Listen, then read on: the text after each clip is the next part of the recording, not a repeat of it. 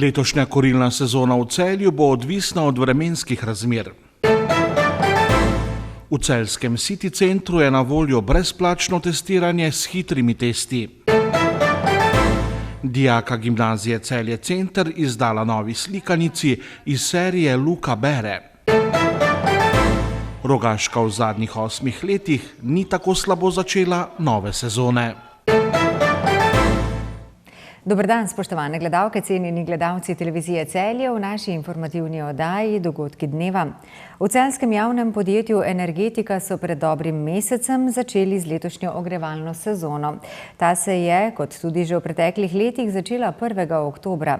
Minula je bila ena daljših, saj so jo zaključili 24. maja, tudi letos pa bo dolžina ogrevalne sezone odvisna od vremenskih razmer.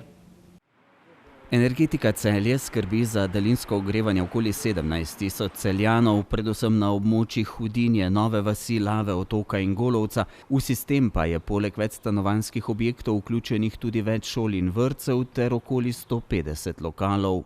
Prvi mesec ogrevalne sezone poteka normalno, tako vsako leto.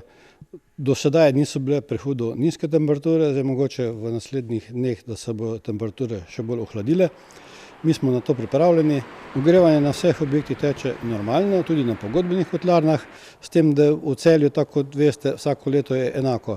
Stanovalci se lahko sami odločijo, kdaj se začnejo ogrevati ali kdaj ne, ker ko je vročevodno omrežje, je bolj kot ne celo leto v pogonu zaradi sanitarne tople vode, ko ga tudi grejemo iz tega omrežja, in se lahko stanovalci preko svojega upravnika odločijo, kdaj želijo imeti ogrevanje. Ko pa mi objavimo začetek ogrevalne sezone, ko padejo temperature in potem, ko naraste spet, ko je končana ogrevalna sezona, se pa spet stanovalci odločajo, kdaj točno želijo prekiniti ogrevanje. Seveda so tudi letos, kot vsako leto, med obema ogrevalnima sezonama poskrbeli za redna vzdrževalna, pa tudi investicijska dela. Sanirali smo polovico toplovodnega omrežja na Hudinji, potem smo tudi sanirali stike na fugah na kineti med Lavo in Novo vasjo, tam ko poteka tudi pešpot do Lave. In pa, kar je največ, tudi zdaj v letošnjem letu smo prevzeli v sistem daljinskega ogrevanja pogodbeno kotlovnico Razvojni center Celje. Z vsemi objekti, se pravi poslovnimi objekti ulica 14, divizija 14, tam Razvojni center bivši, in pa stanovanjski objekti ob Savinjskem nabrežju in v Razlagovi ulici. Zaradi tega bomo imeli tudi drugo leto mogoče malo več dela na samih sanacijah in investicijah, s tem pa, da se nam pa sredstva bolj kot ne znižujejo, ker amortizacija nam pada in bo približno na istem nivoju kot letošnje leto, se pravi cirka tam nekje okrog 280 tisoč evrov planiramo, da bo amortizacija za drugo leto. Med pomembnejšimi naložbami je bila tudi prestavitev 10-megavatnega kotla iz celjske toplarne v kotlovnico v Novi vasi. Ta kotel je normalno pripravljen na obratovanje, mi smo vse že preizkusili, meritve smo naredili na plin in na lahko kurilno olje, ker kotel ima obe gorivi, da lahko z njim nadomeščamo pomanjkanje toplote. Bil je izveden že tudi tehnični pregled, tako da imamo vso dokumentacijo pripravljeno, čakamo samo še, da pride inšpektor za parne in vročevodne kotle, da nam da, bom rekel, zeleno luč, da lahko normalno obratujemo z njim. Na trgu energentov se v zadnjem času cene dvigajo v nebo. Se bo to poznalo tudi pri daljinskem ogrevanju? Pri daljinskem ogrevanju, ker imamo v ozadju toplarno Celje, sežigalnico komunalnih odpadkov in pa tudi jemljemo toploto iz furnirnice Merkša in minimalno še, bi rekel, uporabljamo zraven zemeljski plin, smo do sedaj skozi upali, da ne bo potrebne nobene podražitve. Tudi sedaj še se odvisno bo od situacije, če se bo situacija še ostrila glede cene zemeljskega plina, pa če bo dnevi tako hladni, da bomo mogli več zemeljskega plina zraven dati v omrežje, bomo mogli mogoče tudi razmisliti o kakšni minimalni podražitvi na daljinskem ogrevanju. Za znižanje stroškov lahko sicer nekaj z racionalnim ogrevanjem naredimo tudi sami. Največ na svetu, kar vsako leto damo, so recimo to, da stanovalci poskrbijo za dovolj dobro toplotno izolacijo objekta, za regulacijo same napeljave ogrevanja, da imajo uravnotežene sisteme dvižnih vodov in pa normalno termostatne ventile, pa pravilne, da krmilniki dobro delajo. To je zdaj vsako leto enako. Zdaj Nekateri objekti so stari, še nimajo vsega tega rešeni, veliko objektov se pa sprot rešuje in obnavljajo toplotno izolacijo na objektih in mi vsako leto imamo vedno več vlog, ker ko nek objekt toplotno izolirajo, potem normalno naredijo novi preračun, koliko toplote sploh objekt potrebuje in dajo vlogo tudi za manjšo obračunsko moč, kar mi normalno obravnavamo in tudi sprejemamo, če je seveda to v normalnih okvirih. Lanska sezona je bila ena daljših, saj se je zaradi nestanovitnega vremena in nizkih temperatur končala šele v drugi polovici maja. Sicer pa je največje povpraševanje po toplotni energiji v najhladnejših mesecih med decembrom in februarjem. V največjem nakupovalnem središču v regiji, v celjskem City centru, je do preklica na voljo brezplačno hitro testiranje z antigenskim testom na COVID-19. Za vse osebe, ki imajo urejeno obvezno zdravstveno zavarovanje, je na voljo od ponedeljka do sobote med 8. in 13. ter med 14. in 20. uro. Osebe, ki se bodo odločile za testiranje, bodo ustni rezultat testa prejele v približno 15 minutah, v obliki SMS sporočila pa v roku 2 ur po testiranju. Testirajo se lahko samo osebe brez simptomov, ki so v Sloveniji zdravstveno zavarovane in imajo pri sebi veljavno zdravstveno izkaznico in osebni dokument. V centru bodo še naprej izvajali najvišje higienske standarde, kot so dovajanje svežega zraka, zadostna količina razkuževalnikov in natančno čiščenje vseh stičnih točk. Dijaka gimnazije Celje Center Ana Košir ter Jon Kanir sta v sodelovanju z nekdanjo dijakinjo Mašo Črešnik izdala 2 novi slikanici za otroke iz serije Luka Bere. Novi slikanici sta plod dela v podjetniškem krožku GCC Startup, ki je svoj prvenec izdal decembra lani. Tudi Luka nosi masko, je naslov slikanice, ki sta jo že pred slabim letom izdala gimnazija Celje Center in društvo GCC.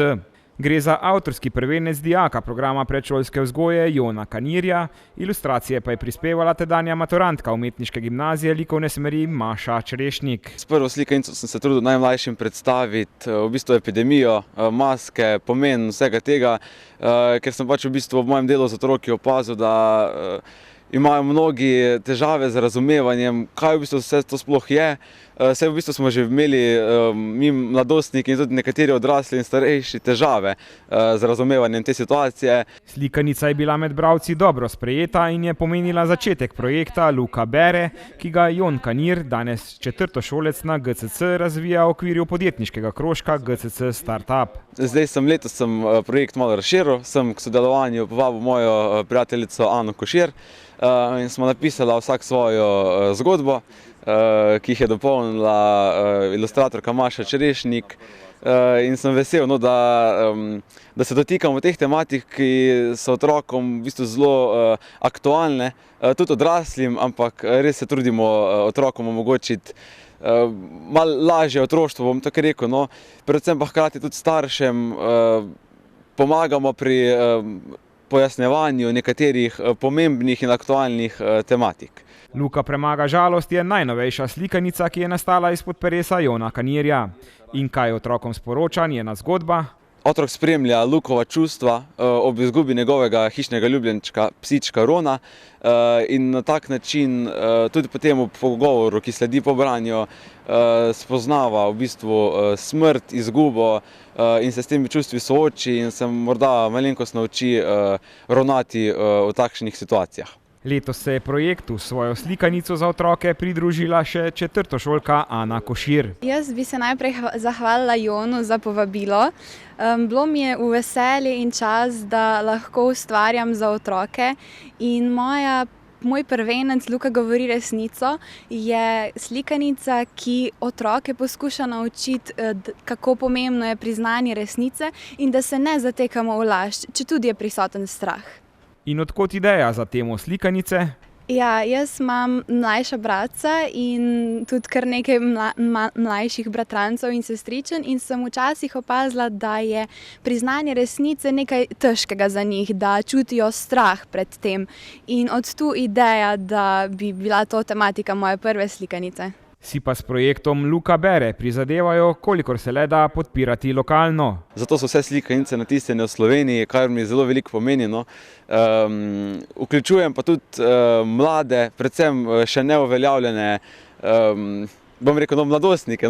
Kot sem bil jaz neuveljavljen in sem začel stopiti na to pot, tako je tudi Ana se zdaj začela dokazovati in Maša.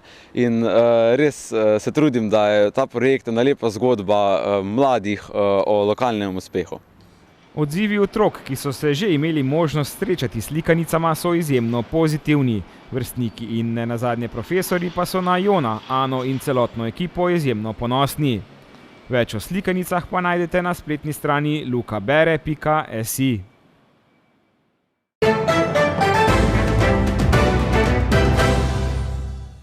Še k športu. V 6. krogu košarkarskega državnega prvenstva so košarkarji Šentjurja na svojem igrišču izgubili proti Šenčurju. Terme Olimia so v Podčetrtku morale priznati premoč Heliosu. Lokalni derbi je bil v Rogaški Slatini, kjer so Hopsi po podaljšku z 90-87 premagali domačo Rogaško. Košarkarji Rogaške so srečanje proti Hopsom odigrali brez Dornika in Sivke. Američan Armstrong je zaradi poškodbe izpustil večji del treningov v tednu pred tekmo. Na drugi strani trener Hopsov Vladimir Rizman ni mogel računati na usluge Iztoka Goltnika. V dvoboju moštev s skromno rotacijo so se bolje znašli Polzelani, ki so največjo prednost, 13 točk, imeli sredi tretje četrtine. Borbeni Slatinčani so s trojko Vujačiča, ki je ponovil vajo iz nekaterih lanskih srečanj v Ligi za prvaka, prišli do podaljška. V njem so bili za odtenek boljši Polzelani, ki so se razveselili tretje zmage v letošnji sezoni. Kaj reči, čestitati ekipi na borbi do konca, da smo zdržali. Sicer smo imeli 2-3 dobivljeno tekmo, pa so se Rogaška vrnula malo sa svojo igro, veliko z našimi napakami. Pa so tudi povedali za koliko 4-5 pik smo se vrnuli. Kaj drugo reči, svaka čast. Imamo en igralec, nam je poškodovan, naši ekipi, Goltnik si je gležanj v sredo zvil. Kaj da rečem, imamo mali fond igralcev, vse ste videli, da igramo sa 7 igralci, 8 igralci. Svaka čast mojim fantom i jaz upam da je to nama dobra popotnica za naprej. Tekma je ogledalo treninga, tako smo začeli medlo prvu četvrtinu in celoten prvi polčas in dobili skoraj 50 točk. Potem obrnili na drugu stran, igrali agresivno borbeno in bili grozni v napadu. Ko je izgledalo smo tekmo, da izgubili, smo je tudi preobrnili in bili podaljšku blizu zmage. Nažalost, naredili 2 neumnosti in tako je, moram reči, Polzela vseeno zasluženo zmagala. Ob že tako skromni rotaciji je Novakovič v odločilnih trenutkih tekme ostal še brez poškodovanega Armstronga, Jackson in Primorac pa sta s 5 osebnimi napakami morala predčasno na klop. Imeli smo in imamo probleme z rotacijo igralcev. Marsikaj se je zgodilo v zadnjih 3-4 tednih, poškodbe, korona, viroze in enostavno zbiramo se na tekmah, slabo treniramo in se skupaj potem eskalira na tekmah. Odkar je Damjan Novakovič leta 2013 sedel na klop Rogaške, ne pomni tako slabega začetka sezone. Na 6 tekmah je njegovo moštvo slavilo samo enkrat. Za nameček je izgubilo kar 3 tekme na svojem igrišču. Liga je precej kratka, izgubili smo 3 domače tekme proti direktnim konkurentom, ki se tudi borijo za 5. mesto v ligi. Objektivno so nam šanse zdaj manj kot minimalne, tako da bomo vedeli, kaj se bo zgodilo v prihodnosti. Polzelani so v Rogaški Slatini zadeli kar 12 metov za 3 točke. Jan Rizman je v slogu svojega očeta zadel kar 5-krat iz 9 poskusov. Mi smo nasplošno, če pogledate našo ekipo, smo šuterska ekipa. Zdaj baziramo igro, kako bi rekel, tudi da imamo dosta odprtih šutov za 3-1, ali imamo pa tudi 3 dobre igralca pod košem in pol smo pa nevarni, če ne gre od zunaj, gre od spodaj, morajo kriti igralce. Tako da nekako smo se, bi rekel, dobro sestavili. Polzelani so v uvodnih 6 krogih po 3-krat zmagali in izgubili in so zagotovo eno prijetnejših presenečenj letošnje sezone. Mi smo mogoče pričakovali naše tihe želje, zdaj v končni fazi smo tudi pokazali, da smo koliko toliko dobra ekipa, za moje pojme zelo dobra ekipa, zdaj pa jaz to, kaj imam, s tim igram in 3 zmage v 6 kolih, to je odlično. Hopsi bodo v naslednjem krogu v nedeljo 14. novembra gostili Terme Olimio.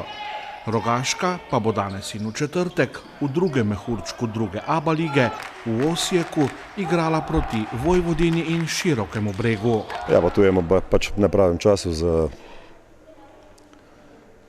dosti poškodovanih odsotnih igralcev.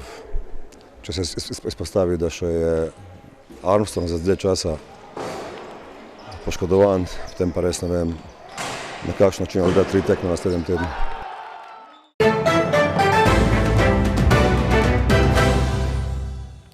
Jutri se bo tudi na Primorskem zmerno oblačilo, burja bo oslabela in tudi ponehala. V notranjosti Slovenije bo precej megle in nizke oblačnosti. Jutranje temperature bodo od -2 do 4, na Primorskem od 5 do 9, najvišje dnevne od 6 do 10, na Primorskem od 15 do 19 stopinj. V četrtek in v petek bo v gorah in na Primorskem dokaj sončno in toplo, po nižinah v notranjosti pa bo večinoma vztrajala nizka oblačnost.